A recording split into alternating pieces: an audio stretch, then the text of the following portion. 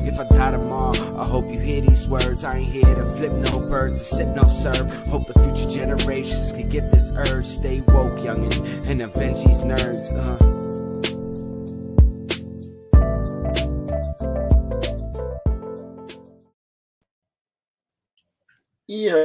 Hey. Hello, everybody. What's going on, guys? It's a very different cast of characters today, but friends of the show. Welcome in, Laurie. Welcome in, Mike, who is a simp for Jolta. We'll get into her very soon.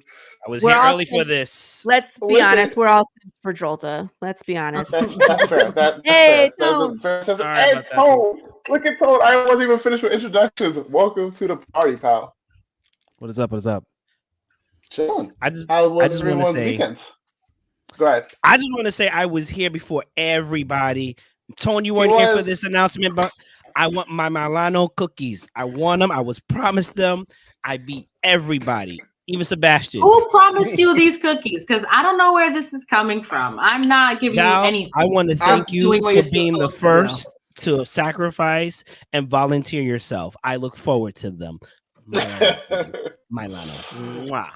Did the dark chocolate ones? The dark chocolate ones? I'll take them. Pepperidge Farms? Yeah. All of them. Pepperidge Farms. Those are the best.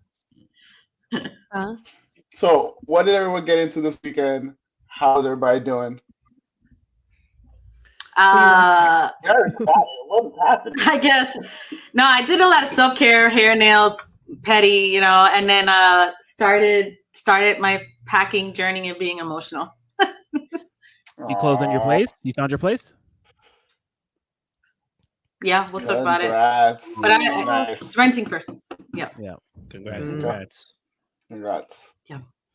Anyone else can do anything interesting?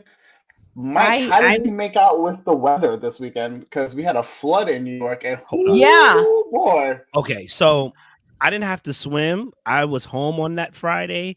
I posted on my channel. I was literally with my daughter. I was dropping her to daycare, and where I'm at right now is like a little underpass where everybody goes to the bridge, Verrazano. And when I tell you, it was like a mini beach on the freeway. Like the waves were like literally 2 feet. And I'm like in a sedan. I'm just like, okay, we're gonna stick to the side. You know what I'm saying? So anyone that knows me knows that I want an electric car. Particularly, I want to go with Rivian. They've recently been doing good, but I need to know if their electric motors can handle weather like this while I'm in New York, because I'm not gonna get it. It was crazy. Getting off the highway was flooded. Certain parts were flooded. If you haven't seen it, there are plenty of videos of just how New York dealt with the flood in the transit systems. Crazy. We got rats taking a bath. We got people from the Bronx out here cleaning their cars, and somehow the car looks immaculate. He's wet, but the car looks clean. I was homeless. I mean, you're not wrong. We've had so much, unfortunately, the transit union has not been great with like dealing with this type of weather. And whoever's running New York needs to do better. I'm just going to say it like that because it was ridiculous. I have a video right now that shows water all the way up to the platform from the tracks. I believe it's on the B and the Q line. Ridiculous. Wow. God, we went to Sandy. Like, what have y'all learned? Yeah, nothing. But yeah, nothing. You know what they learned? They learned to raise the fare and to figure out different tactics of not jumping the turnstops. Oh no, they haven't even figured that out. Give us a big fat robot. That's what I was gonna say. A big robot to police who? Like we ain't gonna walk past that little robotic. Get out of here. Get out of here, fam. Fake Johnny 5. Get out of here. I wish I saw Johnny 5.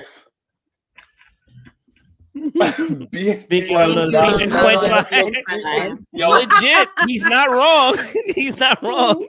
It wasn't the only one. Laurie, did you guys have it? Tone, did you have it bad over there in Jersey? I mean, we had rain all of last week, and to the point of like I should have reseeded my lawn last week instead of this week because it would have been great free water.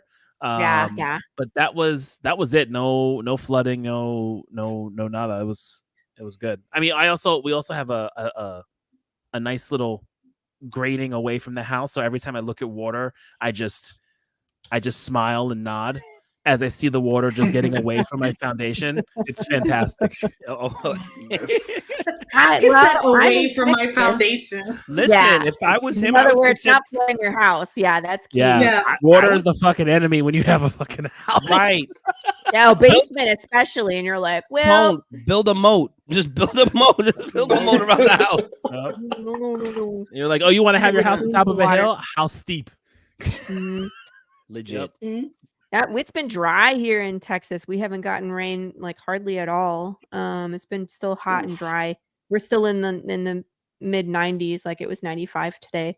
We're hoping it will cool down a little bit. I know you guys are like, wow, and you kind of feel sorry for her. But when I went to Colorado and I passed through Texas, it was 110 in the airport on like 2 p.m. It was like 110. August is basically in the airport. It was crazy. Yeah. Like it's 106 pretty much all of August. It started in the end of July. It went up in the hundreds, and then it just stays there until mid-September. It starts to come down. So here we are in October. It's 95. We're hoping it'll cool off a little bit. It's supposed to be in the 80s this coming week, so it'll be nice. However, I'm from Michigan, and I feel you guys where we've had to like drive our cars through a freaking flood before, and it's miserable. And I would take the dry weather over the floods and over the snow and the slush and the black ice and all that BS. Like, no, thank you. This weekend I was at a con in Fort Worth. I went to Cowtown, and I had a blast. Nice. So that's cool. Wearing my cowboy hat, fitting in with the locals. There you go. I thought that was your background. I thought I was like, "Ooh, when did you buy a piano?" And I just realized that it's not that. It's totally fake. This was a good one. It was a good one. We had Grizzle Jr. here in Dallas last week. Yeah. He's cracked through. Yeah. Just enough to feed the line that crows out of the crack. Like, if you jerk, get out here. I will be in Dallas in like a month. Really? Oh. Yes. I'm going to go visit some family and go to a Cowboys game. Oh, nice. Yes. Oh, nice. Very excited. Very excited for that. You're going to be in Dallas, like actually in Dallas or Dallas, close to Dallas?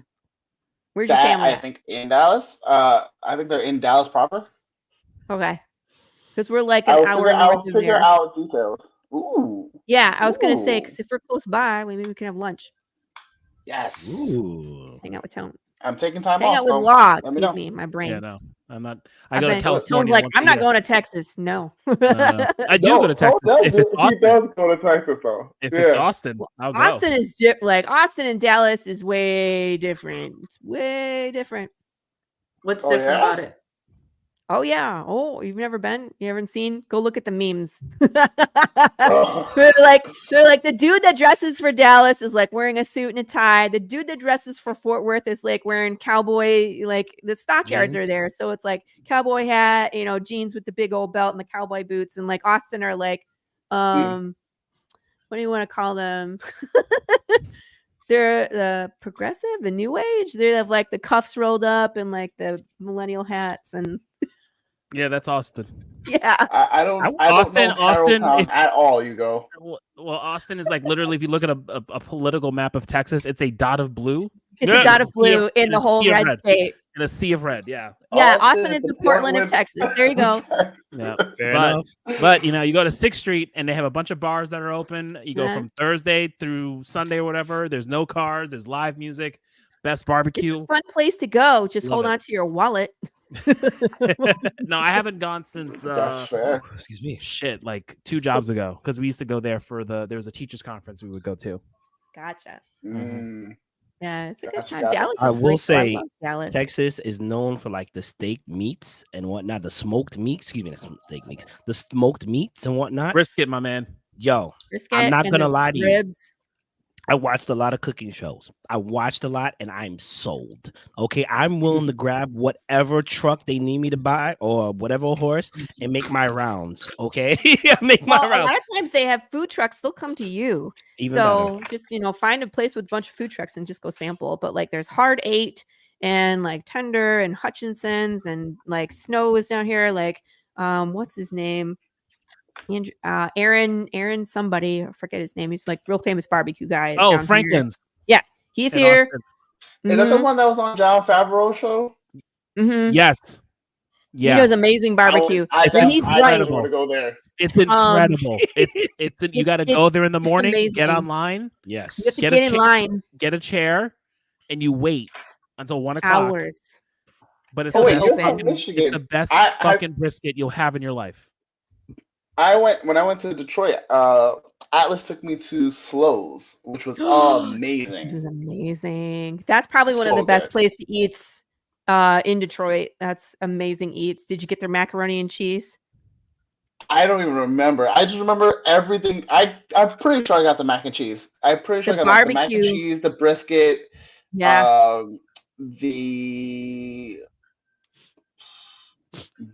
want to say probably the mash and ribs. Yeah, I had a bunch of stuff. What made no sense to me was that all that food was good, and then I had cheesecake, and the cheesecake was even better, and I was just like, why? How? Like this does like how? Like you guys are just should be good. Like I was expecting like okay cheesecake. That shit fucking made no sense why it was so good. But here's the difference between like Detroit barbecue and Texas barbecue. When you go to Detroit barbecue place, you sit down and they just serve you. When you go to the Texas barbecue, they walk you through the smokehouse before you even get to order. Yes. And it's like they put it on a tray. You're not on a plate. They just pile the meat. They're like, how many pounds of meat do you want of what kind? And they just pile it on a tray. Wow. And then you go through like a buffet line. You get all your sides and everything. And then they check you out. But you go through the smokehouse, and that's an experience in and of itself. It's really cool. I just want to add on. I don't live there, but I live through channels that live there. Yeah. Every single person who does a review starts out in the front. We lost Val. Okay. You go through the front, and they walk. It's like they walk through the whole kitchen. Regular person.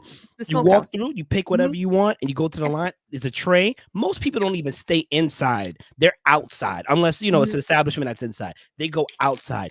Texas, for me, is what I'm gonna go to either this year or the following year. I'm gonna get my Olympia body. I'm gonna starve myself, get all these muscles, look great, and then I'm going to Texas to pig out. I'm gonna get every single calorie I miss right there in Texas. Franklin's. Go to Snow's. Snow's is the same way. It's like a little trailer, and they start cooking at like 2 a.m. and they cook and cook and cook and cook. But you got to get in line, or they run out of food. Yeah. All right, I'm gonna divert this food tangent. About Texas barbecue. I'm like, let's talk about we could do a whole show on that for sure. I'll breeze through announcements. As always, check out the Medusa Cascade. Go check out Vmac over at TV. Are you guys still on hiatus? No, we're coming back this week. The Yay. conversation. Nice. I should have wrote it down. We're coming back this week. I can't recall what it is that we're gonna discuss. Something about something. Cool. Awesome. That sounds amazing. Yeah. Go check out TV. Go check out our crew at 4 Letter Nerd. Go check out Catch the Craze. Go check out Pong at the Sin Shop. He's getting ready for the robot fight, so be on the lookout for that. I'm on Twitch hiatus, so don't bother. As always, look out for Concrete Combat and Sebastian Bonet art on Patreon. I think that's about it for everything. Check out Laurie on the Tuesday Morning Brew on the Madness channel. Well, we're going to get into you. That was a very good segue because I want to talk about your newest Kickstarter and how you're going to just break our hearts. So, welcome back. I was like, do you want to know where I'm going or? Listen, Laurie, every time you come here, you somehow make me smile and just make me sad. So, as one of my favorite people and one of my favorite like villains, it's not even like you try, you want to be. It's a whole thing. Tell us what you're getting into with this newest Kickstarter. We'll drop some of what the page looks like and talk about it. But what's happening with Path of the Pale Rider? Right. So, just in case anybody doesn't know, if you've been living under a rock, I'm Laurie Calcaterra, writer, creator of Path of the Pale Rider, which is a Western apocalypse series where death has been broken. So, kind of what they're alluding to is in this world, your body can die, but your soul doesn't leave your body upon death. So, you're in it as it decays. Your brain rots in its skull, and you lose your humanity, you lose your memory, you become violent, you become detached in this world. And it's people, animals, insects, nothing dies correctly. Yeah. And the story Be is a scattered Western into a because million different pieces and still be conscious in every uh-huh. piece of it. Yeah, we can light you on fire and burn you into ashes, and you're still in your ashes, which is terrifying. You Yeah. can't shoot them in the head and take them out. You just shoot them in the head and you make them more chaotic because they have less of their brain. We have a giant undead bear named Big James, who is it's a bad day if you meet this hey yo, it's Pops. Ayo. If you meet Big James on the road, it's a bad day. It's a bad day, people, because bears are an apex predator. You cannot outrun them. They climb trees. They swim. Aurelius. And so we are in the point in the story. So the first two issues were in the apocalyptic West. We start 10 years into that.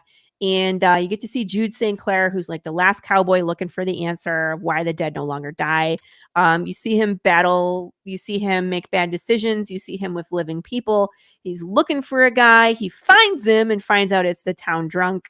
And you never know if you can really trust this guy or not. And then issue 3, we take a time jump. We go back to the beginning of the crisis, the day that Death went missing. And you see the story from Jude St. Clair's point of view, he's a young man. He's an EMT. We smash someone with a car because he sings an Elvis song and he deserves it, because please don't sing In the Ghetto by Elvis Presley or you die. Wow. Yeah, absolutely. Yeah, we're going to smash you with a car or just wipe. Yeah, you're done. So don't sing that song. Issue number 4, we pick up where we left off. Now in issue number 3, you get to see everything kind of fall apart, the famine, the ethical problems, the unrest, the riots. And now when you guys read that, did you have PTSD for 2020? Yeah. I wrote it I just want to remind people, I wrote it in 2018. So when I wrote it and then we lived it, it was scary. Being glued to the TV and watching current events one after the other just kind of unfold, watching the government start to make decisions for you. All of that is in issue number 3. And then of course, on that last page, I break your heart and something bad happens. And then in issue 4, we pick up where we left off. We immediately pick up with that. I have some preview pages on the Kickstarter. It's in a GIF that plays, but if you haven't read issue 3, it's definitely a spoiler. Well, but Laurie, it's take us through this Kickstarter. Oh my God, crushing it. Crushing this Kickstarter, by the way. Congratulations. Thank you. We're $1 away from hitting our next stretch goal, which is awesome. We're going to unlock some more things. And there's actually 2 stretch goals right around the corner. So at 5,500, we break a stretch goal where I send out koozies to everybody. Yay, with some koozies. skull heads on them. Right. And then at 100 backers, we unlock another poker card. We've already unlocked one. So I'm not going to play this whole video, but I just want to show you like the first 3 seconds. Ready? We really have no idea.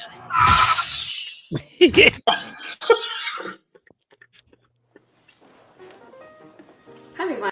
So yeah, so that lady Laurie that got green down for her craft. I love it. I'm sorry, I shouldn't have laughed so hard. Mike's new to me, so yeah. The rest of you have all experienced Laurie Calcaterra, but Mike, I'm sorry. All right, I enjoyed it. Thank you. So we creamed her with a car. She joins me. Why do you nerds so I'm like, you click cool looking Kickstarter campaigns and end up having to back? Oh, but you will not regret this one. Absolutely. Right? So here's me, writer creator Laurie Calcaterra, and then I am joined by none other than Ellie Brock. Here, wait, guys. Your brain rots in your skull. So it's me and me. Check it out. Confused. Yep. Forgetful. Totally. Violent. Not yet. Or detached. Whatever. Yeah. she gets a little crazy. We start talking like recap of the issues. She like freaks out over Big James. This is fine. Here, I'll just show you 10 this. years into the apocalypse, he meets Big James. Consequences. Issue 2, Jude St. Clair goes to the town of Santa Claus looking for information, and he picks a fight and consequences. Please stop doing that. She loses an eyeball. It's great. I gotta show you that. So here we are talking about the art team, and she's going to tell us the variant covers.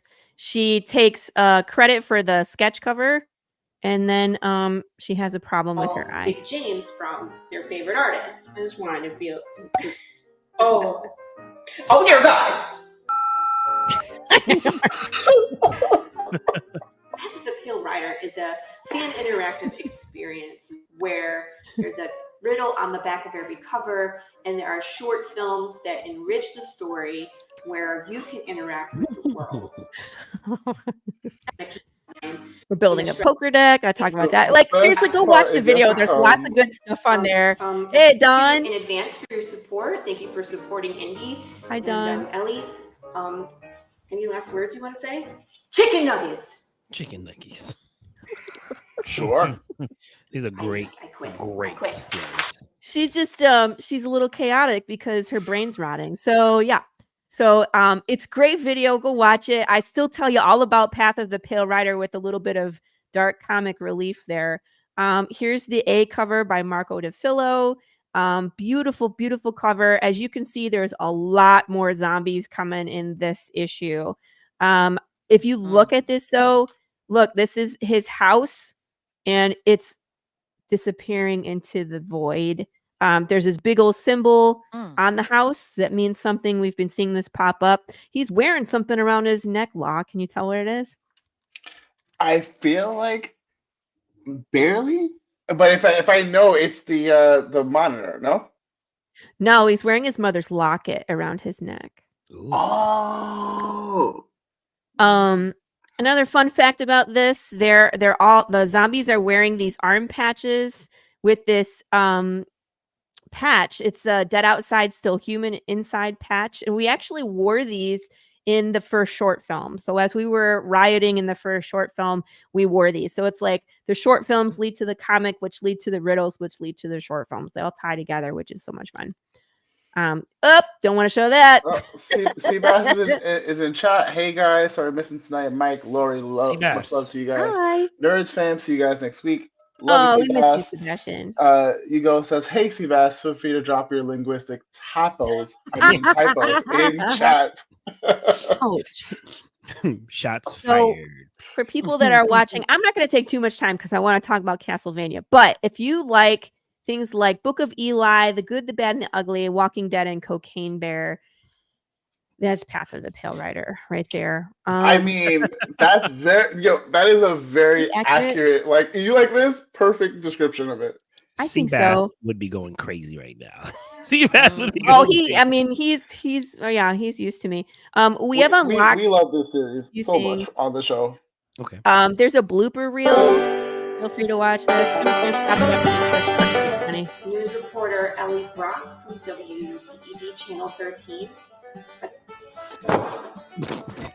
Are you okay? I'm okay.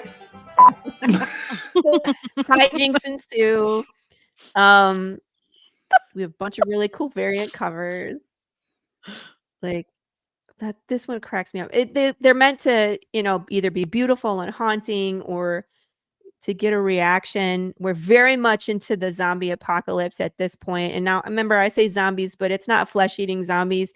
They're just trying to continue. It's you, it's me, it's your mom, your neighbor. You're just rotting and losing your humanity slowly. But there's that collector van in the background. So it's like they're trying to just have a cookout. I don't know how she's going to eat that hot dog, but yeah.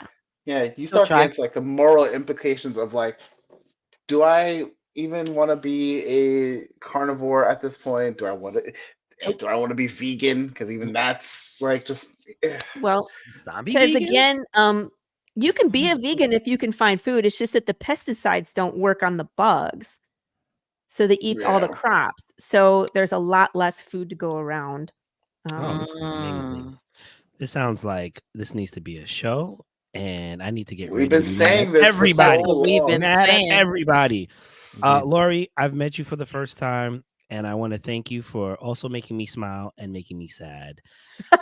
See, didn't Law say? He's like, every time you come on, you make me laugh and you make me sad at the same time. You are giving me toxic relationship. I don't know if I can do this anymore. Don't worry, I'm married. He's got to deal with it. But then he's the one that gets to run me over. He runs me over with the car, so he gets his vengeance. We have a sketch cover this time around, so if you want to have your favorite artist draw a Big James or a Jude Sinclair or a pack of zombies, you can.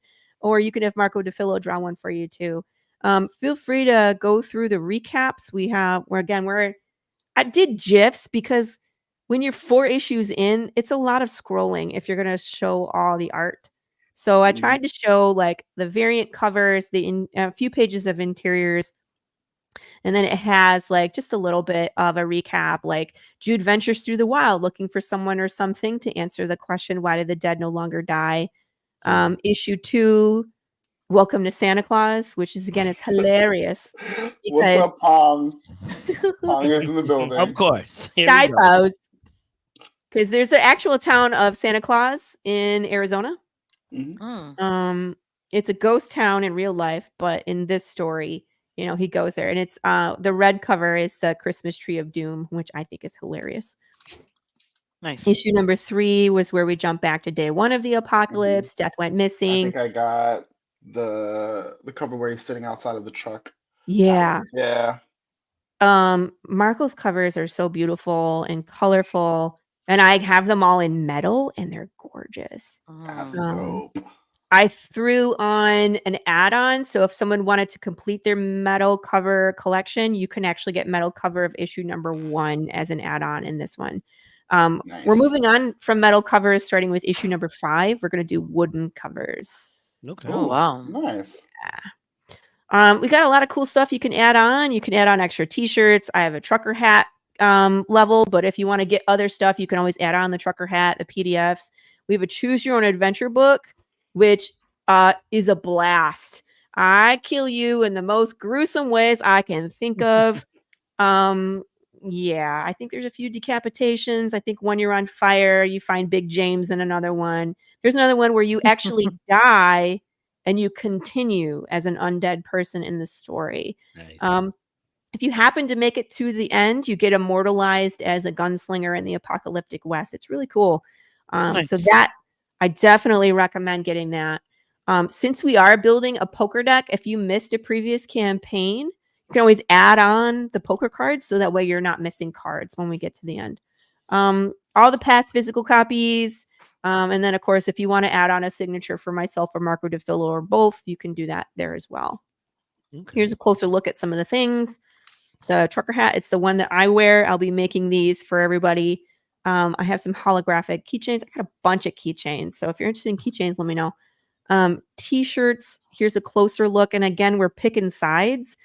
So if you're a living exclusionist, no pulse equals no rights. So in other words, if once you're dead, get out. Mm-hmm. You're dangerous. You probably try to hurt me or on purpose or by accident because you don't care. Goodbye. And then, of course, if you are an undead sympathizer, it's dead outside, still human inside. Undead still have feelings. Maybe we're gonna say, a lot of people say this too. We're like, Laura, you need to have the shirt where it says "dead inside, still human." I was like, well, that's a little too spot on. Closer look at the poker cards. Again, these reveal every 50 backers. We unlock the Ace of Hearts to go along with our King of Hearts that we got last time. And then we got 10 more backers. I'll release the next one. If we get to 150, that would be great. We'll do another. If we get to 200, I'll keep going, but I don't know if we'll get there, but that's cool. As many as we get, we will unlock. Stretch goals at 5,000. We already unlocked this. I love these because it's a huge NDF bundle. I said it as the wrong thing. Indie PDF bundle. Let me try that again. So it is an additional 15 digital comics that you get for free. So if you back, look at this. If you back at $5, you get 16 comics for $5. What's going on, George? What's up, George? What's up, George? See what I mean? So it's real easy to get all sorts of good stuff. And these are all indie gold. I love them all. So it's a good deal. And then here's the next one. We're $1 away from this. So I was like, I'm in Texas where it's pretty much always hot. It's really nice. You can have a black or white koozie. These have the holographic vinyl on them. And then the white ones are sublimation.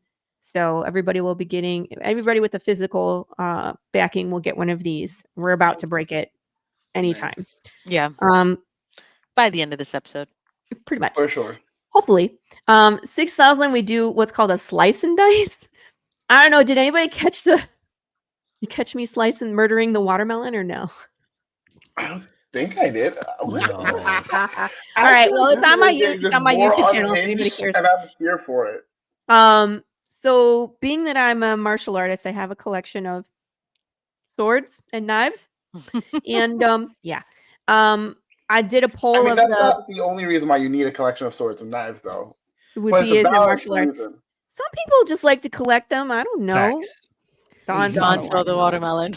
So yeah, Dawn got to vote on the weapon, and then we named the watermelon, and the fans chose King Joffrey Baratheon. Oh, that must have been great. So I dressed up as Pikachu, and we slaughtered a watermelon in my backyard on a live stream. It is now currently growing out of my lawn and seeking vengeance. Wow. Nice. Watermelon grow. But this, since we're in October, we might as well smash a pumpkin. And if we get here, I will smash it on Halloween, and I'll dress up as something crazy. I don't know what yet. So Nice. Very cool. Fair enough. I got some bookmarks with some Morse code. Dawn requests slaughter and beat it. Well, she's referring to the soup can in the sock. So I let people write in suggestions for the weapon as well, and I got some kind of weird ones. Someone said a soup can in a sock. All right. It's a prison weapon. Beating. It's a beating. It's a prison weapon. Yeah. Okay? Yep. It had a really great destructive diameter. Like it just went everywhere. So we might see the return of the soup can in the sock when we get here. That will be great.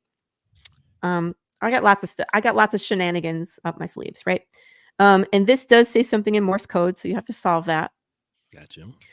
If we get a little bit farther, there's Big James enamel pins, and if we get to 7,500, this head will explode and we'll get something out of it. I don't know. Nice. Very nice. Total Recall. There you go. On the back of every cover is a riddle. So solve these will take you to someplace in the digital or real world. This one is you'll find a group. This one you get something in the mailbox from one of my characters, so you get to interact with them like they're real. This one is a QR code scavenger hunt, and a lot of these are just like trailers to the Quick and the Dead or Night of the Living Dead or stuff that is either inspired Path of the Pale Rider or I just think it's funny. There's a Rickroll. There's a the Swedish chef making hot sauce because we had hot sauce as a reward last campaign. But one of these is actual bonus material from Path of the Pale Rider. It is another short film that I put together. It's creepy, and it's like you stumbled upon it on the internet by accident. You'll know which one it is when you find it. Here's all the short films. So again, here's Ellie Brock interviewing people. These are fun because we get to explore more of Path of the Pale Rider outside of the story. Like Jude St. Clair is on a certain path and things are happening in the world other places that you might not see in the story because I just don't have time to tell it. So instead of writing a fluff issue, we have these and fans are in them. So like this one, for example, I'm not going to show this, but these are all like fans who read Path of the Pale Rider. Where did they come from? Outer space. Why do you think the death process is broken? I can tell you. It's funny, right? They get to say whatever they want. That. Yeah. And some of them say really poignant things like food, government, virus. And other people are like, it's voodoo and it's pygmies. And they say just crazy stuff, right? This last one we did was a jump scare one. Dawn is in this one. Let's see if we can find you, Dawn. At the very end, we kill a lot of people. Right? So dead. Isn't that great? Yeah. Love it already. Vmac was not ready for me. I know. I didn't say I was the best actress, lady. But now it's like some people are fans interspliced with things I pulled from the internet, right? So it's like, so there's different ways to participate. You can send in video. Like I had people send in video that are part of this, and then I have people that just want to send in pictures of them being dead bodies. So there's different ways to participate, and we're working on the fourth one.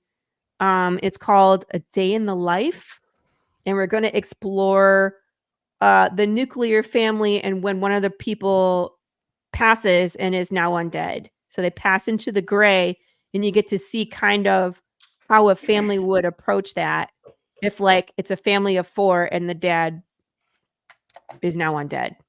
What happens? So that's interesting. That must be that. Are you making that already? Yeah, we're working on that now. That's genius. Thank you. There's us as creators.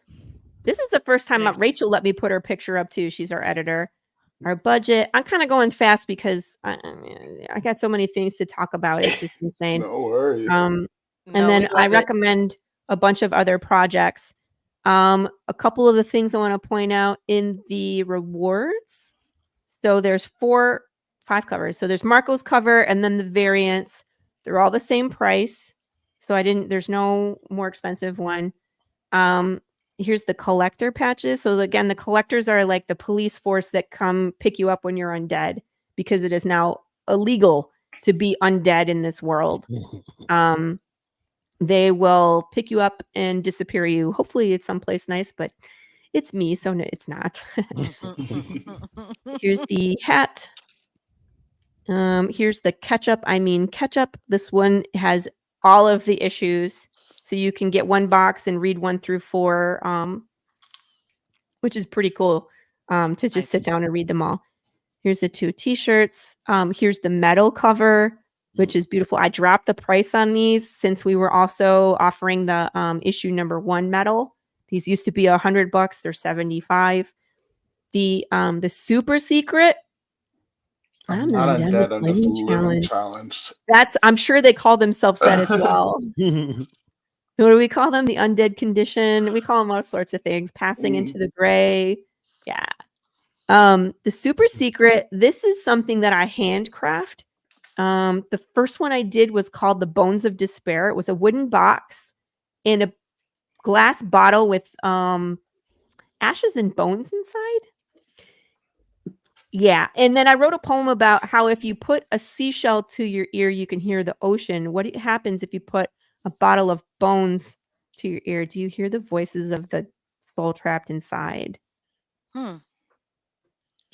It's interesting. Just in time for spooky season. Right. Right. So this is not that. This is something different, but I hand make all of these. So if you want something different that you can't get in the store along with a full set of books, you want the super secret.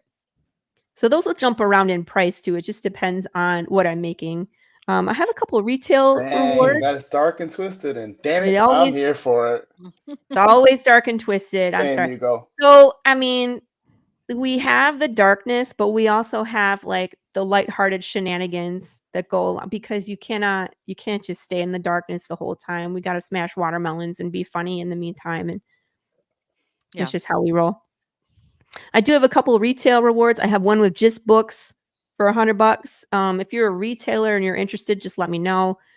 This is kind of what I thought you would want, but if you want something different, I'll put it together for you. No big deal.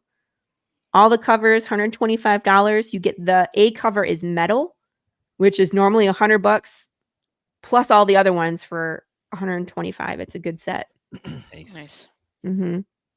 Oh, the Funko Pops. I love these. This is Dwayne Fink. He's our lovable drunk from issue number 2. This guy who knows something. But what does he know? Who knows? Because he's always drunk and he falls off the table. So we premiered him last campaign. Someone got the first one, and then always on the following campaign, we'll take the new one and we'll make like 5 available. So it looks like there's 3 backers. There's 2 left for these. So if someone wants a these are not from Funko. These are custom made. Ooh. Yeah. Just so you know that these are not like mass produced. These are high quality. They do the boxes and everything. They do amazing work. Nice. And then these, I love these. You can get your sketch cover with art from Marco DeFillo for $200 is a steal. Portion of this money goes directly to pay Marco for the art. And you could get your own original Big James that no one else will have, which is amazing. Nice. Wow. That's really cool. And I think you get a t-shirt. Let's say. I forget. There's other stuff that comes with it. There's another retail award if you also want a full page ad inside the book. One of these is gone. There's one left where I throw just basically everything. You get all the books. You get 11x17 poster to hang in your store. You get a t-shirt for you to keep. And then I throw in a bunch of elevator pitch postcards. So basically you don't have to memorize my pitch. My postcards sit on your desk. And if people are interested, you just hand them one. It has my pitch on it and then a QR code for people to read a sample of the book. Super easy. Make life easy, right? Yes. And these are all gone. We had an early bird with a sticker, a collectible sticker, which we run every campaign. And then this is the Singularity, which is the new Funko of Callie St. Clair. La knows. And then we throw in everything else. So these Singularity levels are usually a hot commodity, and people fight over this one, but it's one of the first ones to go every campaign. So someone's getting a Callie St. Clair. What color will she be? We don't know. So, yep. Woo, we jumped again. Thank you. Yay, we unlocked the keys. Thank you. Yay. Yay. Woo. Everybody gets a koozie. So, yeah, that's what we're about. I kind of went through it pretty quick because I don't want to take up the entire show talking about Path of the Tail Rider. Well, but we love it. I mean, you're from the very beginning. The story is awesome, and we you know how to showcase it, and you have great ideas and everything that you put together. And it deserves its due time. Thank you. Yeah. Thank you. I love all of you guys. From the first interview when Law was like, "What are you doing? How can you it's such a wild ass concept. Like I've told it to people, and they're just like, "Nah." Right. I'm like, "Yeah, it's so good." Anytime I talk about guests to any like a coworker or a friend of mine about when I'm on the show, and I like your story is always the thing I highlight the most. Absolutely. It's just so great. Thank you. Yeah, we try to set ourselves apart. We do fun stuff. We're having a fun time, and I think it shows. You know what I mean? That people are showing up to support. And Kickstarter is so important to indie creators. It's our time to hopefully continue. You know, we get the funds so that we can continue to tell the story. So any contribution helps. If it's $5, it's whatever your heart desires on this, but you will be on the thank you page and have a place in my heart, for helping us make this come true. It's really been a wild ride. It's been not even 2 years yet. That's crazy. Oh, no. And you're already at like issue 4. Like that's so wild. I know. When we first started, we were like, "Yeah, we're friends now," and like here we are, almost 2 years later, still working on it, and then we'll see where we go. I keep telling you guys, issue 7, it was issue 8, and then we combined. Actually, 4 and 5 got combined into 4, so it's going to be a little bit bigger, 28 pages versus 24. I took a look at the 2 scripts, and it made sense to combine them. And so you're going to get a little more action than what was intended, but you'll still hate me at the end. Sorry. Amazing. Sensational. Not hate is a strong word. It's just, you just know how to crush our souls. Well, let's talk about it, because again, something very poignant happened in the last one. We have to deal with it in some way, shape, or form. But where we are in the story, Jude St. Clair is still in the past, and we're showing what puts him on the path to become who he is in that first issue. So there is something, obviously something has already happened, but there's more that happens to this man to put him on his path. So this is kind of where you get to see exactly the trauma. Hi, Mike from the window over. As you've been giving previews of this, and I don't want to get invested, you sound like you're going to give me a great season, and then I'm not saying you're going to do this because you obviously finished it, and then you're going to leave me hanging. You know what I'm saying? You're going to give me that kind of heartbreak. No, Laurie. I say no. I know she finished it. Don't get me wrong. I'm just saying the heartbreak. It's the heartbreak of George R.R. Martin giving you characters to love, like you actually genuinely love them. And she's like, so about that. But in this world, Mike, I can kill off characters. Never been so upset about a horse in my entire goddamn life. I'm so mad about issue that. 1 is the thing, because I've had people like, why? Okay, so I was at a So con early? this weekend, and someone bought issue 1, read it, and then came back and was like, how dare you? And I was like, I'm sorry. I'm so sorry. And he was like, give me the rest now. And I was like, okay, all right. I was like, here you go. And he's like, I'm so mad at you. Take my money. And I'm like, all right.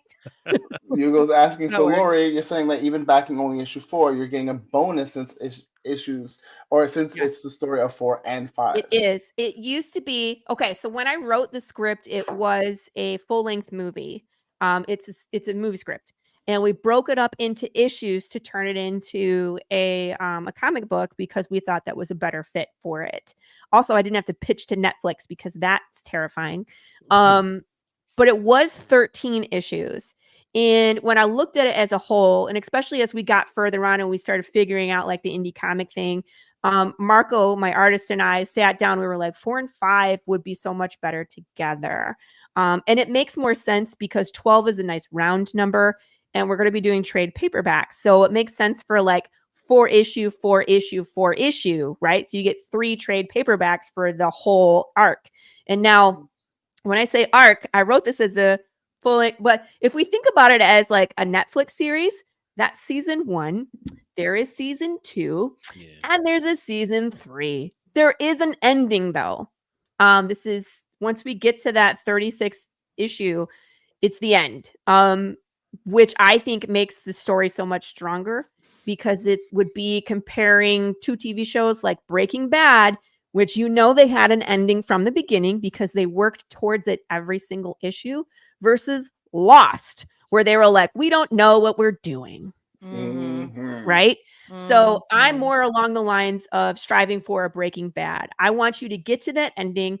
Everything wraps up nicely. Everybody is happy or sad, depending on what you feel. 13 is a bigger stuff. I know. I liked Unlucky number 13. That is a very good point. I did. I really did. But 12 makes much more sense. And I think you guys will appreciate the story with 4 and 5 together, because in 5, we get back to where we left Jude St. Clair in 2. So like 1 and 2, and then we go back to the beginning. 3 and 4 were in the past, and then we start like the next like act number 2, we catch up to the present. So it made more sense instead of having another issue in the past. It made more sense. That works. Storytelling wise, right? Yeah. And this one is like, it's the end. It's the end of the old normal. We burn it all down.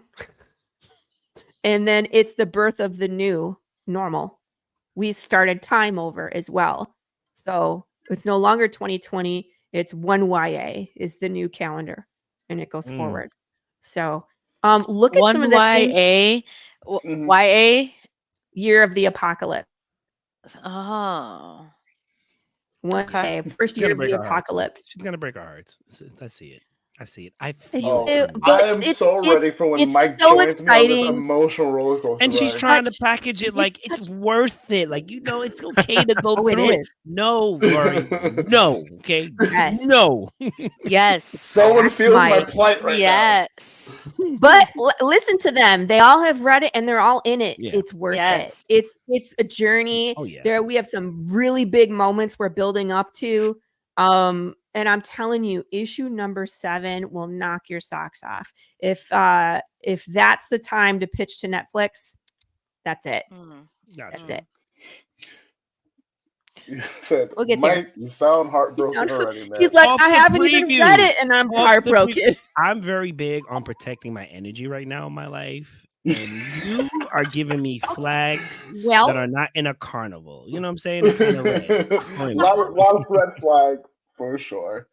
Oh, well, we have fun things in there. My character swears at people with sign language, and we have a drunk that knows something and walks around the apocalypse like we don't care. Is a huge green flag. She the said, emotional roller coaster is the red flag. So technically, it's all a beige flag, and we're kind of good for it. I mean, we have a fun time. We smash watermelons. No, I know I'm gonna support, and I'm gonna be heartbroken. I'm gonna try not to reach out to you to tell you that. Okay, I'm gonna feel try. free. I drink the tears of my readers for joy. Oh, I see. I'm going to pivot us to something that's not as emotionally tormenting as Laurie, but still an emotional roller coaster nonetheless. This completely new series of Castlevania, Nocturne, which was by far so amazing. We're going to do a round the horn. Laurie, why don't you get us started? Thoughts real quick about what you thought of the season, then we'll go to Mike, Val, Tone, and then I'll go. All right. I'm a big fan of the first Castlevania series. If I could have any one studio animate Path of the Pale Rider, I would choose them. That would be how I envision my story animated. Okay. Just like between the comedy and the gore and the story and the characters that you just fall in love with, you have a blast, right? And I was worried coming into this because, again, they did a time jump. Were we going to be emotionally attached to these characters? Are we going to care? We cared. It more than exceeded my expectations. I thought, and again, I'm usually that person that can look at the overall arc and be like, oh, this is what's coming. And I did not. I was happily surprised in several cases. There's only like one thing I figured out, which was who was Maria's dad. And I was like, aha. But other than that, I was surprised pretty much every time. And that's good writing to me when I'm surprised because I can't figure it out. The fights were good.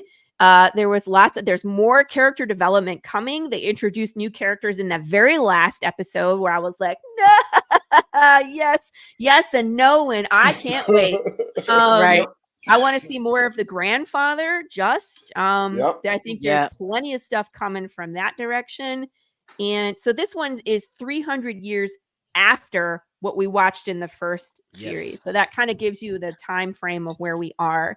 So things are different, but vampires can be around a long time. So definitely watch. I'm going to stop there so everybody else can say something so I don't go on for hours and hours, but go watch it. It's amazing if you haven't watched it. Mr. Mike, Mr. Jolta's Colta. Before I even get to Jolta, Lady Jolta, I'm sorry. I just want to say, as a fan of the games, Castlevania, from honestly creation of the animations on Netflix, I'm sure there are movies I'm forgetting or some spinoffs I'm probably forgetting, or maybe not. They have done an amazing job. You know, it's like whoever's in charge of the Castlevania brand was like, I know we have something great here. I'm going to take my time, take specific writers and bring it to screen, animated wise, and do a great job. I don't want to half-ass it. You know what I'm saying? And that's exactly what they've done. Since Castlevania season 1, I think all the way to 3, we've all fallen in love with all the characters from Dracula's era. You know what I'm saying? Isaac. You know, I can list off names, but you know, it's been fun, and and even the story in the first season. The first 3 seasons, or the first arc, if you will, was kind of like, I did not see that coming. I forgot what that space was called, but like, remember that time where the guy was going to look for his wife, and his wife was in that space, and they kind of had to use it to defeat death. It's kind of like the spirit of room and time and whatnot. I wanted them to expand on that. You know what I'm saying? I hope they do, but we'll see. I say all that to say the Castlevania game story was good. Obviously, you paid it for like the things you can do and the secrets and the new power-ups, but this is exactly how you translate games into a series or a movie, and they've been doing a great job. You know, that's kind of been the new thing ever since The Last of Us and whatnot. I fall in love, obviously, with all the characters. Drolta, I'll say this once and I'll move on. I'll let somebody else speak. The first vampire I ever stand in life. Dracula was cool. I was like, all right, cool. Alucard was broody. I'm emotional, like whatever. But like Drolta had the riz in those heelless heels or whatever that was in the front with the vamps, which is crazy because I didn't know that was called a vamp in the front. Amazing. And it was just like, I'm gonna stop. Say it. I kind of wish she wasn't crazy because I would definitely shoot my shot. Mike, I mean, crazy? He said, I think you would shoot your shot whether she was crazy or not. I gotta work on it. She don't go. Part of the draw. You get drained either way, man. She told the priest, were we just flirting just now? I just want to show you every orifice has teeth, and I was like. I mean, that's for him, right? That's for him. Okay. Crazy. When they animated her entrance, right? Yes. I was like, what is going on? I'm having feelings. I don't want. Okay, we're gonna come back to that. I'm supposed to be feeling this right now. What's going on? I want to come back to that because her entrance was amazing. Crazy, and there's crazy, and then there's public and private crazy. So shoot it, Mike. Hurry! Oh Lord! Oh man, Val, what you got on it? So, I had no idea they were doing this. I literally found out last week. We had to watch it. Because I thought Castlevania finished. I'm like, they're doing Castlevania? Oh, okay, it's coming back. Oh, okay. So I had looking for Castlevania, and I'm like, I already saw this. What are we supposed to be watching? Until I see the new stuff on Nocturne, and I was like, Nocturne. Oh, it's like a spinoff thing. Okay, let's check it out. Right? Had no idea what to expect, and just the first episode with Belmont Mom casting, right? And thank also you. the dragon type, which was brand new to me, Orlok's character, right? And I thought that was just really interesting. He's beautiful. He's so beautiful. I was just surprised and where they took it. I was like, what's going on here? The whole time frame feels different. Everything felt different. So I had no idea. I just found out now, Laurie. Thanks. 300-year time gap. Was not aware. Binged it yesterday. Watched every episode up until the last episode, and I watched that today, and was happily surprised with the ending, bringing in a character that I knew and tying it in, and it's so far a very good story. I'm interested to seeing. It's very different, but still gives us the core things of the first series. So I'm enjoying it a lot, and of course the artwork is just amazing. Yep. Amazing. Mm-hmm. Yeah. Tone. I loved it. It's exactly what we needed after having Trevor and Cypher. I really enjoyed how different Richter is. He's not the wisecracking ass that Trevor was, that the lovable ass that he became as we followed him in 4 seasons. And Richter is this pompous yuppie who gets his tail between his legs when he sees the guy who killed his mother, and it's a big beautiful guy. Yeah, he is. I'm sorry, no, he's got riz. Very pretty man. Riz. Yes. Beautiful Aztec man. Yes. I'm glad they cleared that up because I was like, what are we working with here? I just need to know. And it was a really good growth moment for Richter. We got 8 episodes, whereas in the first season of the first foray into Castlevania, we got 4 episodes, and those 4 episodes were like, I need more of this. Only 4. Those 4 episodes had us in a chokehold. They had us in a chokehold, and so I think they did such a fantastic job of giving us a different protagonist. And Maria's such a really fun character, and seeing her power was crazy. And then the girl from the Caribbean, what was her name? Annette. Annette. Yeah, Annette. Her power, she's legit. So good. It was just so good. Yeah, it's all gonna. I'm looking Mutation. forward to seeing them all grow too, Mm-hmm. because even by the end of it, they all had leveled up. Yeah. Yeah. There's a meme that I sent to the group chat that said Castlevania saw us all complaining about the lack of native and black vampires and said, just wait a minute and give us Yep. them. Yes. They said let Yes. us cook. Yo, They're like, bro. we're working on it right now. I promise you. I can't wait till you finish because I'm gonna go in. Laurie never gets off the podcast. I work. Can you blame me? Right. Get I that want to work make done. it succeed. Yes. Rick, you know. Law? But so I absolutely loved it. It was such a like I had to remember like this is not Trevor because I absolutely adore Trevor so much. So like with like the change of like the time jump, the main character with I feel like even the animation style, like there's slight, it's not as like a heavy black lines and whatnot. It's like a lighter, you can tell even in the art behind us. So there was a lot of things that it took me a second to like get used to, and then immediately you're like just immersed in this world that we have grown to love. And again, like the characters are so well done. The story, like Laurie said, just didn't go where I expected it to go, and I just kept going. I'm trying to like see if I can get ahead of it and to see like what's the end game. I'm looking at it going, oh, we're definitely getting another season. Like there's only 8 episodes. Like there's no way they leave us. And the way they left us, I was like, oh no. I gotta wait. Like I'm surprised we have a Russian vampire posing as an Egyptian god. And it's really it's an convoluted interesting that way. Yeah. I would like to know how she got that blood. Right. It's there's a got to whole be a thing, story 'cause, behind like, that. I'm also like loving the fact that they chose like another notable figure in like lore and whatnot. Because Elizabeth Bathory was just a monster of a woman. She bathed in the blood of virgins for real. This lady to protect her beauty.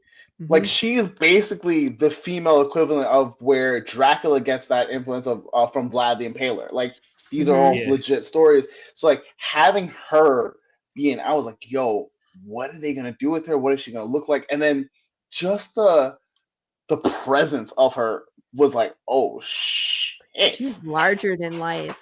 Mm-hmm. I have a question for you guys. I didn't think so though. It was all Jolta for me. It was all Jolta. I'm sorry. Laurie, hold on. Before we go into it, you're all correct. You are all correct right now. But Laurie asked you a question because we're gonna go into it. But we didn't see a whole lot of the Messiah, whatever you call her. We see more Jolta than anything else. It's not until like the last episode and a half that you get more of her, and she's just as commanding as Jolta was throughout the season. Mm-hmm. Or if that's not more. good story writing right there, because if Drolta is a badass and she's kind of what we see as all powerful compared to the other ones, if she has her alliance to someone that she's calling the Messiah, they have to be more powerful than she is, which is scary, right? My question was for you guys, what did you think about the singing? I thought it was amazing. So Castlevania has always been a game. It's Castlevania for me was all about different arts when they get a chance to do it. It's kind of like the anime Cowboy Bebop. All right, Cowboy Bebop. If you take it out for the layers, it's got great animation. It's got jazz. It's got all types of art in it. Like, it's easy to miss it and just enjoy the animation. When you play the games, generally there's opera singing in the background. Sometimes it's subtle. Sometimes it's a little more pronounced. But at least, and even there's organs and stuff. So like, it's a musical composure. Like I wouldn't doubt if there's a guy like in there like working those wands. The director's wands and whatnot. I thought it was amazing. It was fitting also because if you thought Castlevania was, and I'm going to say too white, here it is. They're showing an actual thing where a black man who was, I believe he was born in France, and he was born free, had to adapt and use his skills to put white people who were in power, at bay and learn and survive. That's a legit thing. And that is as Haitian. She speaks Creole. She speaks to the motherland and also the ancestors. So those are great things. So it's not like it's just like, oh, well, here's a black character. You like that. No, they went deep into the roots, arguably just as researched as like Black Panther 2 and other great black movies that I won't necessarily say. But like it was amazing to see that. The singing was dope. And I thought I would get tired of it, but it actually brought a lot of things together because I think it got better towards the end. And what we were seeing tied into how it was feeling. Yes. Right? Yes. And also, it was done in multiple languages because he was speaking in Latin or singing in Latin, Italian, French, and Latin, and French. Like there's so many different things going on, and it also helped, like not only just set the mood for the scene, but like kind of give especially the fight scenes at the end. Yeah. Yeah. I don't know. It gave a sense of like humanity in like a scene where it was basically like mortifying or Richter and Dolce's fight and him whipping her and cutting her up and then the music playing was probably the highlight for me of the season itself. I just want to add on to, like, I think maybe you guys have missed it. Maybe you kind of took note of it. Castlevania, for the most part, games and movie is very dark. It is. And there's generally like a really sad component. So I'm not going to ruin it here because I don't know if we're doing spoilers, but the music went to a place. Spoil away. Okay, so what was his name? What was the guy's name that sings opera? I forgot his name now. Edouard went to hell. Edouard, who was born human, transformed, went to hell to make, you know what I'm saying? Well, on the way to help with the machine. That's not it. That is the thing you kind of glaze over. Like, oh, he's going to hell. Homie is going to hell. He was transformed. His soul was locked in a transformed body, and he's going to hell to deal with demons there. What? They didn't even let you die peacefully.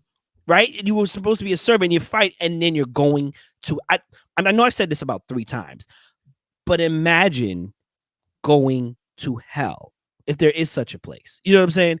Whatever you believe, going to hell. There's no guarantee you're coming back. And what happens if you die there? Well, he's already dead. But his soul is trapped to the body, so it's like limbo in a sense. But then you're going to hell. Like, and I'm sorry. That's interesting how they did that with the night creatures, though, because the night creatures were supposed to be a lifeless vessel where the soul of the demon goes into the body. So this is something different. Somehow they were able to hold on to their humanity. So in my opinion, either the Forge Master was not good, which it was the abbot, and he was not a Forge Master. He had a machine that who knows who created it. Maybe it was malfunctioning. Because none of that happened in the first ones. Right. I don't know if it was something where like there was a whole process to do. With this, it didn't feel like I don't think he Forge Master in that he found the machine, clicked the button, was like, I can do this, but I'm not the artist of the Forge Master like we had before. He's not Isaac. Right. Because Isaac and what was the other one? They were like, they had like a hammer and a knife, and they were actively doing it. There was no machination behind it. So I feel like the abbot is a unworthy Forge Master, and I think that could be why Edouard and Jacques still have a piece of their humanity. So it works out to our advantage because now we have night creatures that are able to fight back and be on our side. And speaking of being on our side, the vampire, what's his name? Alucard? No, Orlox? No, Orlox. Orlox. Switching sides. Well, I feel like he never really was on anybody's side but his own. Yeah. But he definitely picked a side at the end. I mean, he saw oppression. He saw oppression from when his people were lost, and then he sees this bitch come around. He's like, I already saw that. I saw how this ended the first time. Yeah. I'm not about this. Even when Homegirl was like, you gotta bow, and he's like, you see that face? In my heart, I was like, yo, he's gonna end up being Alucard. Like I thought so too, but now Alucard is there. So are those two gonna interact? So maybe are we gonna see them interact? That would be interesting. don't. And it's not going to be pretty. No. Well, they're both pretty, but it's not going to be pretty. Right. They're both pretty. However, it won't be pretty when they interact because neither one of them wants to bow, and that's going to happen. I'm looking forward to the fight between him and Richter because I don't care what anybody says and how much growth. Richter's out for blood. He's gonna want to kill This his man mother. killed his mom. Right. I think that's when he'll get his. I don't think he'll be redeemed fully because within the series, so he's definitely gonna die. He has to. I would hope. I think he knows that. I think he's okay with that, though. Yeah. He'll probably sacrifice himself for the greater good, is my guess. I want to fight. Yeah. I want to fight. I Well, want there's definitely going to be a fight. But he'll probably toy with Richter and be like, kid, move on. I think there's a possibility that Alucard basically tells Richter, like, if you end up killing him, it's just going to perpetuate like this ongoing, like, you killed him, so he got it, and then just keep that cycle of vengeance going. And he's like, I don't know if you want that for yourself. Well, isn't that what Just was saying? Where he was like, there's always another monster. There's always somebody else that's going to come for you and your family. So no matter how many you kill, it gets old. Mm-hmm. I think I want to see more Just. Yeah. That's interesting. That was a twist that I didn't see coming either. I didn't see that coming. Right. Well, when the guy said that he bought him, I thought he was another Belmont. Like when he got them the food. But and then he confirmed once he was wielding the whip, right? I figured it out when they showed him, but I didn't know the time gap. So I was thinking he was the Belmont we had before, just Trevor? much older. Yeah. Yeah. So obviously it's not now that I know it's 300 years, and then he said his name. So I was like, okay, that's not him. So who is this guy? Mm-hmm. So I thought it was Trevor at first when I first saw him. Trevor died at the end of the... Yeah, I don't remember that. No, he lived off because he has kids with Cypher. Yeah. Yeah, he did. He was pregnant at the end of the last one. At the end of it, but he sacrificed himself to that death. Yeah. But then you see him at the end where, like, he comes. That's right. Back, that's right. I totally forgot. I cried that entire end of the episode, and I was just like, wait. And then I cried again because I'm like, I cried when he left, and I cried when he came back. I was like, God damn it, Trevor. Yeah, I forgot about that. I'm glad you brought that up. I was like, oh, yeah, that's right. Yeah, he came back. I wonder how many kids they had. That's a good thing. That's a good question because remember, whatever they did, they had Richter enough needs to get on it. He needs like, to go have some bastards somewhere. Enough to refill the Belmont clan. Yeah, he said he was the last. Yeah. So maybe he's obviously mistaken because there's Just walking around. So who else is walking around that he doesn't know about? Well, Richter needs to get some seed spread. I feel like there's not many though. Or Annette, it was enough. Well, they had a moment, didn't they? Yeah, they did. I think Annette would be better because I think he sees Maria more like a little sister than anything. He does. Yes. Yeah, that's true. Annette, and they had a moment where she was like, "Well, there's something worth fighting for," and they already both blushed. A descendant of a god, so yeah, she has a powerful magic family. Those kids are gonna be fucking beefy. So, do we think? I mean, hopefully they'll be able to beat Elizabeth. Who do you think's gonna do it? Richter, Annette, I think Alucard. I think this about girl's Tara? Mother, Tara, who she just turned. So, there's a history there. Okay. So possibly. with her killing her own daughter, her own sister, and then her turning her, I think there's some history there, and she's probably going to be the one to do the final blow. I would say that would work best for me. You know who should do it? The Abbot. Probably going to die right after when he does. I was going to say, or he'll probably try and then die. However, I think that he would probably have the most to redeem.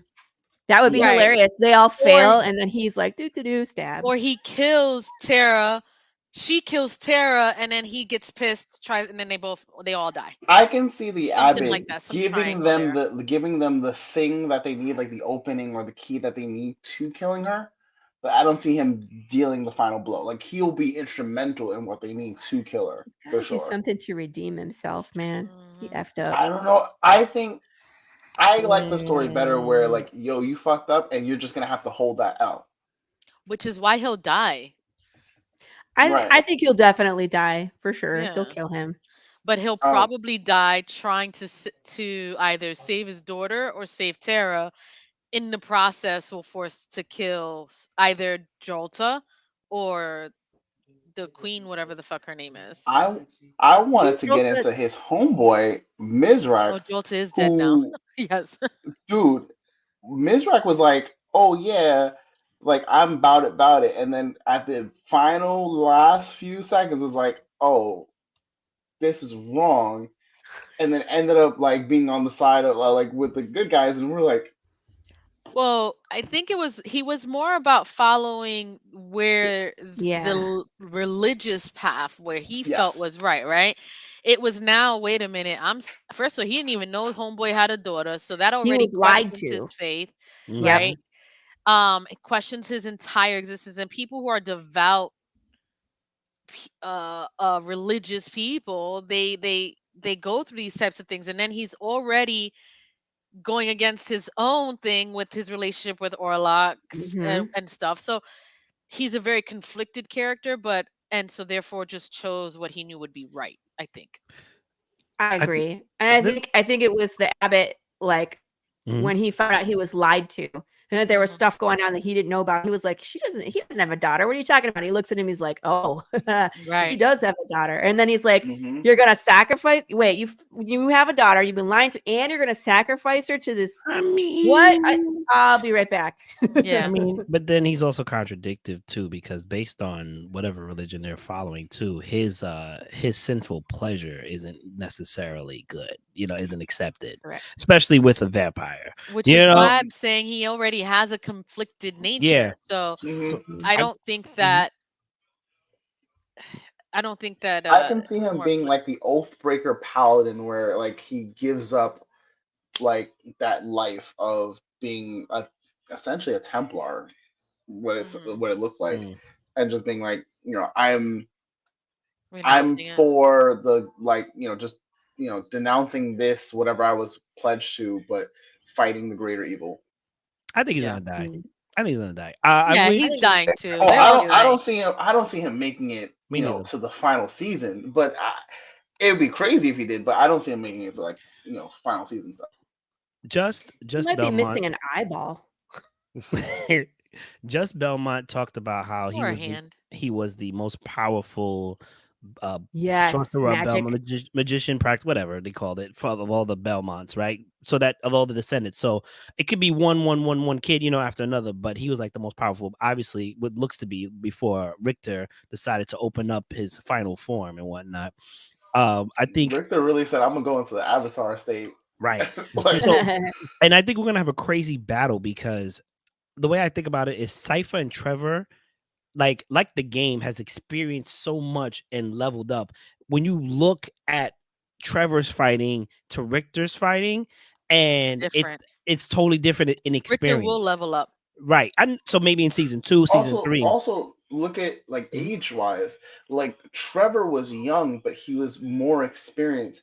Yes. Richter is so much younger. You like see it in his presence. You see it in his demeanor. Like I was telling my nephew, I was like, "Oh, is this the same guy from the Smash Bro? Like I've been seeing him before because I never played the Castlevania game." Realizing that's an older, stockier version of him. I'm like, "Oh, he's young in the show." So I don't know if we'll get to the point where he's like this big, massive Hulk of a dude, but essentially, there's gonna have to be a point where he can hold his own, he can fight on his own, where we were as confident in Trevor as we will be eventually with Richter. And I think we saw that when once we saw Blue Flames, we were like, "Oh, he got that sauce." All right. I think he's like maybe 18, 19 at this point. Yeah, because that's what I would guess. I think he was like, I think it's. It didn't say where his age was. It was like a 9-year jump or so. So I'm assuming from 10 to 19. He was 10. I think he was 10 when he was 10 when his mother was killed. Yeah, okay, so he's like I would 19, say he's like 20. 19, 20. Yeah. Okay. Yeah. What was I gonna say? In my opinion, I think we're gonna get more Just, and I think Just will probably find his magic again as well. Yeah. He's probably gonna have some kind of reconnection with Richter and find his purpose again. And then I'd be curious to see who has more magic, Richter or I Just. also want to know what happened, because they didn't fully get into the details of what happened with Just. Like he said, you know, like a monster killed, you know, lost the love of his life, and a his daughter love left. and his best It's a friend. And he vampire. couldn't do it. Vampire did it. Yep, there's a vampire that killed his best friend and his wife. And his wife died in his hand. He was calling her to come back, and his best friend was across the room, whatever. And he was like mangled. Yes, mangled, butchered, and dying. You know, and you know what? I was like, so you left your best friend for your wife? Your wife was already dead. Help your best friend, but I get it. You know, like, it's in the moment. I feel like there's more to that story. Though, I agree. Like, what if they were having an affair? I'm sorry. Possible. I hate being mean, but it's no. like, I mean, Just maybe that's why his daughter went overseas to find the killer of her mom, and that's who Orlok's partner was. The Mohican. That I want to know more about too. No, Orlok's partner, I think, was human. No. And he, yes, no, he turned him. him. He turned him, but when you're he right. turned him, Okay, it wasn't the one who killed her mom. Right. But okay, but there's a reason she went overseas to the States. There has to be. He was not, in fact, about it. Pong, I love you. I think we need to talk about the elephant in the room. I think we really need to talk about how Drolta was literally the main character of this whole season. And I don't think that. Listen, Jolta fan. I don't think she's the main character. Hold on. Listen, I'm gonna tell you right now, Annette. They can't was taking a lot of that screen time, and rightfully so, because when she got her just desserts, I was here for it. Listen, I respect everybody's opinion here. It doesn't make you right, but you know, I respect your opinion. Listen, sir, you are a guest in our house. Annette, ironically, was in the game actual fling. I don't want to say fling, a love interest of Richter. I forgot what game it is, but that's an actual thing. So they kind of kept true. I don't know what they're gonna go with that. Reason why I said Annette. Okay, thank you. No problem. So Jolta, as I said backstage, came on the scene with so much riz. She stepped out in the sun with a hood on. Like I'm looking to like Eminem's I don't even know Till I Collapse, and he's got the hoodie on, the old hoodie with Eminem, and then an umbrella. And I didn't see anybody else do it except the other guy, but then he died, so he doesn't matter. So I was just like, she is on that riz. Then when she went and we actually got introduced to Isrith, I believe, I forgot how they said it, but her master. And she's like on like whatever little communication thing diamond that they're on. And she's just out here in her vampire lingerie, just like, what's up? And I'm just like, is this happening right now? Like, I've watched heavy metal. I've watched all these other things. Was in the rain at dark and just killed everyone off the boat when she came off the when she was at the port or something. The coach, the horse thing, the bridge. I know. Yeah, but her entrance with the coat and the umbrella was when she first went to the church. It's crazy because she killed people the first time she was seen. Yeah. But you know, at the end of the day, like, for me, the character design was amazing. Yeah, we believed her when and then her level up with the purple hair. I loved it. And the horns and the wings. And I was like, oh. And it's funny too because we just said like Richter wasn't experienced, but he was experienced enough to almost kill her in that church. He almost did it. You know what I'm saying? She got saved. Yeah. But she was still like, nah, we're gonna run this back. We're gonna run. Even when they were fighting in the basement of the church for the first time, she was laughing about it. Like, everybody was like, oh my God, I can't believe you're working with them. And she's like, ha, ha, ha, ha, ha, let's do this. Like, I love that energy. And I think honestly, they were great characters, but she definitely stands out as a vampire. I mean, Annette, mwah, you know, Richter, mwah, very, very, very, very, but like, you know, for me, it was just like, she stands out. And I know I fan over it and fine, but like, when you think about vampires in an animated show, who kind of grabbed us like this for you? And I ask you that, like, you know, for me, it was just all her. And I wish we would see more of her. I wish we would see more of her. Alucard said, "Psych." Yeah, I know. Hater. Oh yeah, he owned her. Not Yeah. gonna lie.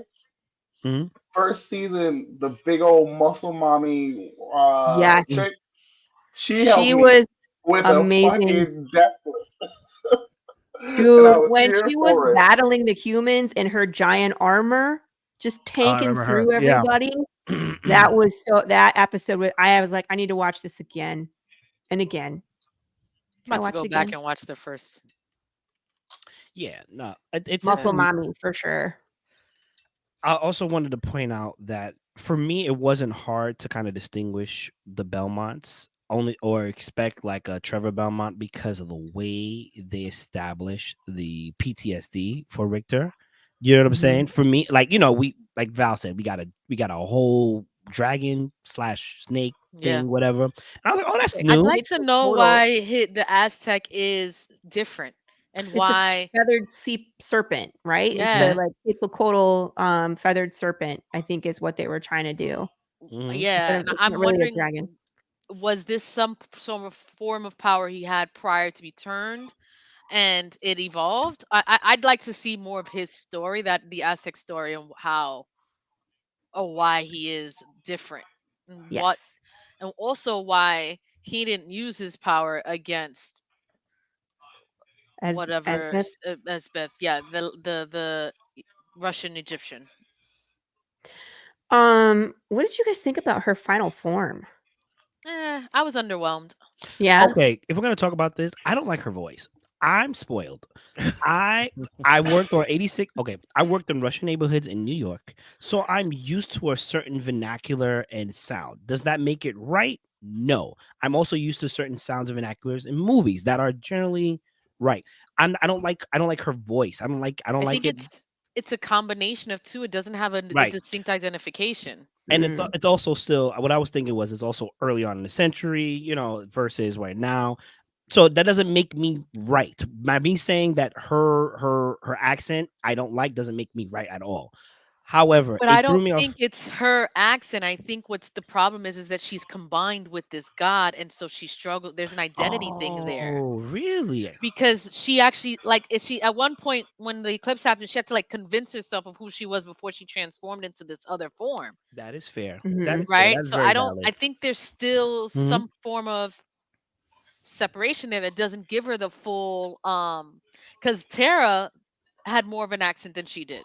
Mhm. The mom. So I think there's something there that we don't fully know when it comes to this combination with the god. How did she get? I need to know how she got that I want to know blood. too. I want to Because know too. Drolta was a priestess and she was probably transformed back in the Egyptian days, but this lady is Russian. So how How did she right. get it? That's what Yeah, I'd like to because know. Tell us. she's got like the almighty push and whatnot. I want to know how she got the powers. I love the fact that they're showing that vampires have different powers, and we get to see that and different origins, because you Mhm. know the classic is Dracula was the first and forever always kind of thing, and then to find there's more that have been throughout the centuries, throughout the millennia, like that have been more powerful, more ancient and tied to certain gods. Um, Plus their relationship with the mythology of gods, where it's not just this Christian god of this Yeah. god, this god. They've been really doing their due diligence to like really expand this world that was already pretty dense from the jump.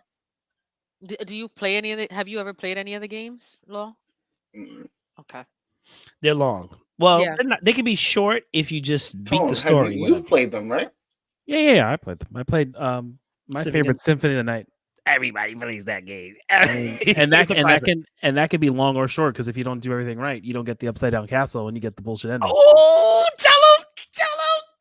Okay, I'm only happy because like when He you go knows through it. that story, it's amazing. All I mean, right? I think It's a we're good leading. payoff. I think we're leading to it. My big thing is I think we're getting Dracula back, and with Richter and Alucard being together, I think we're leading to symphony, some sort version of Symphony of the Night. You can't like do Symphony of the Night as a TV show. Wait. It's the name is platformer. Symphony of the Night. Yes. We already have music, and we have a Nocturne, which is another form of music.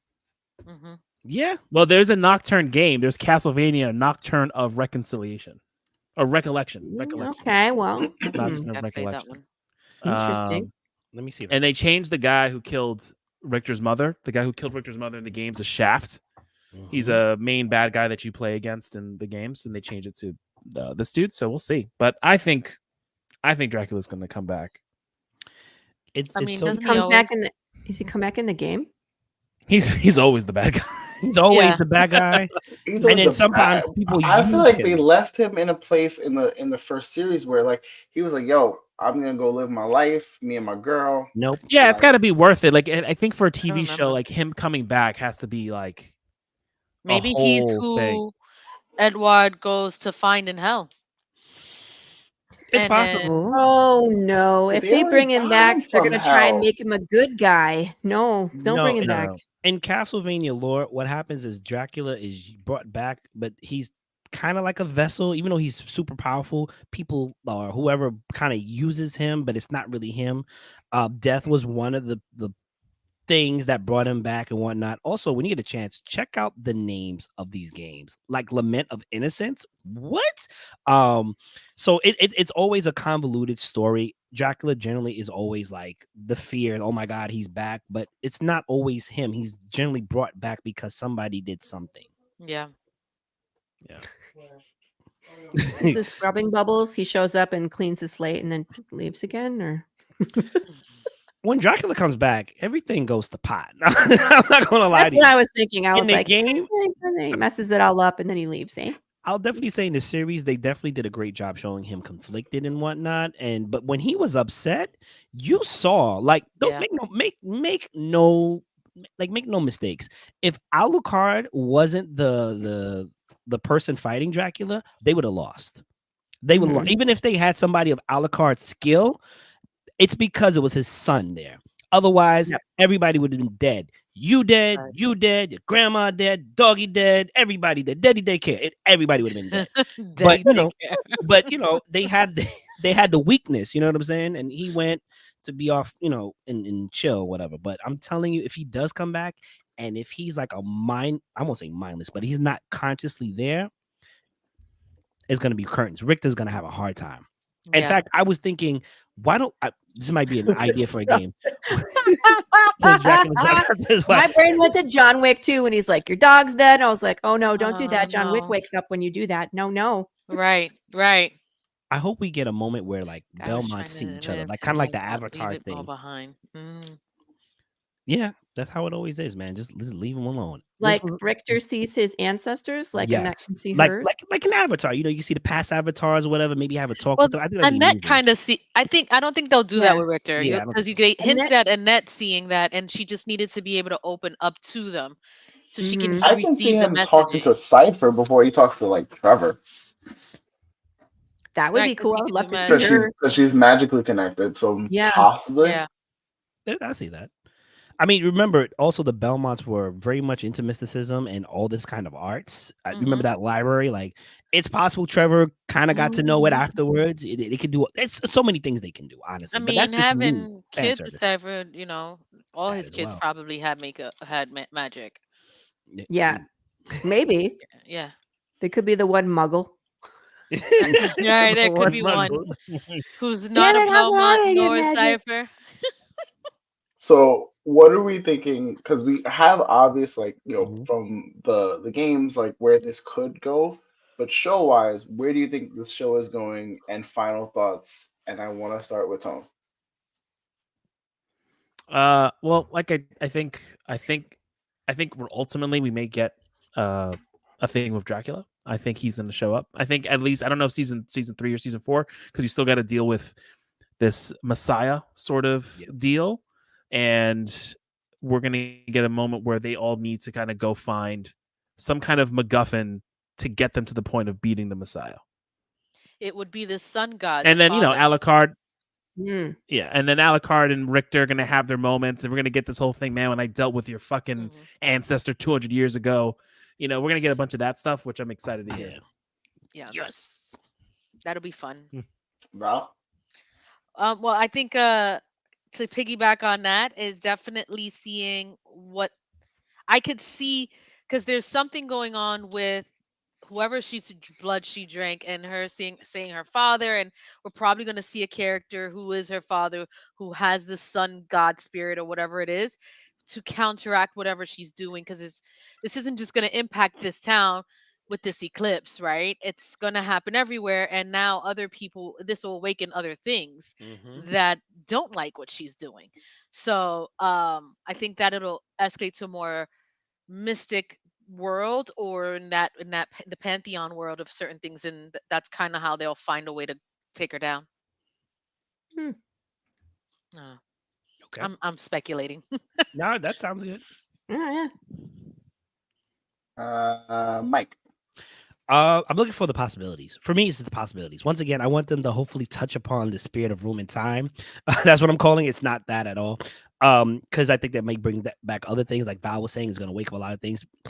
Castlevania, we think it's only going to be in this one country, and then by like season 2, season 3, it's like the whole world is like dealing with this. So I'm looking forward to seeing what happens there. I'm looking for the glow up between Richter and his whole crew, because they are not on the level they need to kill Vera's mom, to kill the Messiah, and fuck it, why not? If Jolta comes back, I'm just saying round 2 is gonna be. I don't think she is. Listen, let me not. I'm just saying. I need to see a new outfit, girl. You know what I'm saying? Mistress Volta. Hey. The next time Mike comes on the show, he can have a Justice for Jolta ship. She didn't do it. No. She deserves better. I'll just say this and I'll move on. I mean, I'll let somebody else speak. Sorry. I'm looking forward for how they're setting up to either end the series or continue it at the end of either season 4 or 3, or however many seasons we get, because that is what's going to blow our mind. And like they have so much more to go over, and we're going to be like, well, I will. And also wearing my Justice for Jolta shirt. Thank you. Laurie. Speaking of justice, I want to see Just. I want to know if Alucard knows Just.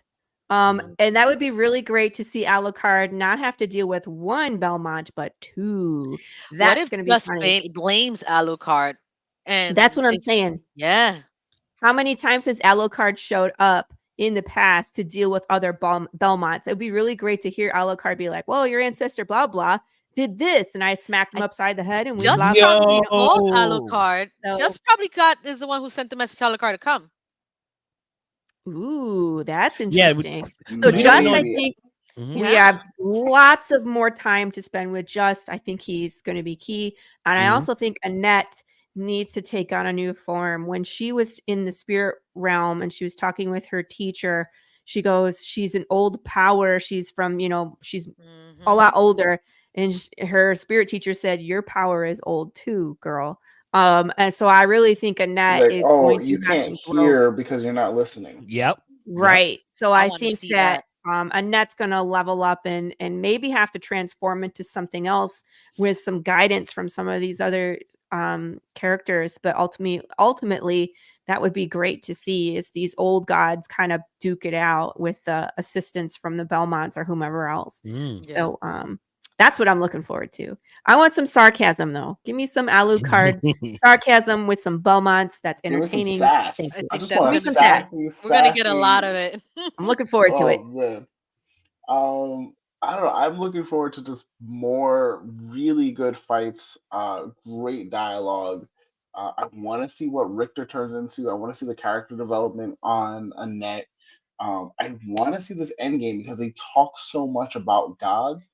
Like, how much do gods play into this world where Annette's descended from gods? We have the Christian God. We've seen the god of death. We've seen, I want to see how big that weighs into the end game of a lot of this.